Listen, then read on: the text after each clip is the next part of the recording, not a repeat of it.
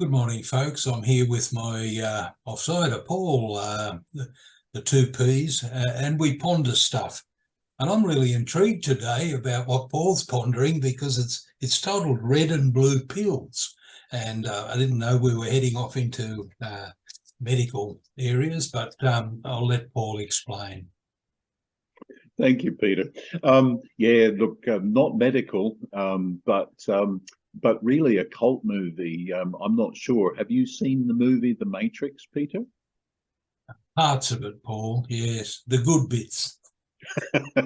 Well, I reckon that one of the good bits, there's a particular scene where Morpheus asked Neo whether or not he would like to take either a red pill or a blue pill. I don't know if you remember that scene. I do, and we spoke about it recently. So I'm fine with the concept, but I Yeah. forget Yeah. already. Each one does. Yeah. Well, basically, the blue pill is really a placebo. It does nothing more than just continues the current reality. But the red pill is interesting because it actually looks at the real world. It looks at the truth, and that's something that's where I'm sort of headed with this discussion with regards to business. Is that in business, I think it's important that we ask hard questions from time to time.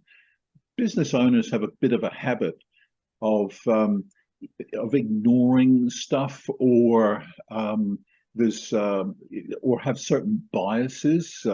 They take on board. They look for information which supports their beliefs. I think that's called confirmation bias. But my point here, Peter, is that I think it's extremely important from time to time is to take the red pill and look objectively at the business. Now, it may not necessarily be you. I think the business owner can certainly do that, but I think can be aided by trusted advisors as well. Back in the old days, could be the bank manager, could be your accountant, or these days, it might very well be your mentor or your coach. But I think it's important, Peter, to step back from the business, perhaps take a helicopter view from time to time, and to actually ask those hard questions. You know the sort of questions that I'm thinking about here, Peter. Yes, I think we try and avoid the reality of the day-to-day trading of our business, and so it's good to have someone else that maybe prompt us, even though we mightn't like that. It's certainly worthwhile Yeah. considering things. Yeah, absolutely. From mine, you're comparing. Let's say, for example, you're looking at your budget. You're comparing actuals with your forecast, and Yep. my sort of rule with that goes a bit like this: if I've got one negative variance, then I look at it closely. If I've got two consecutive months with a negative variance, then I'm looking at it really closely. And if it happens three times in a row, then I've probably got, that's really a trend, and it actually must be addressed, or Yep. or needs to be addressed. But some of those hard questions in business, these days, Peter, you've got interest rates going up, you've got difficulties finding staff, keeping staff, and so on and so on. I think that one of the big hard questions is to ask yourself whether or not your business model is actually going to get you where you want to go. Very much so, yes. And we shouldn't be alone in that. I think women do it a lot better than men too, in that planning and getting things organised, and they're more willing to take on board advice.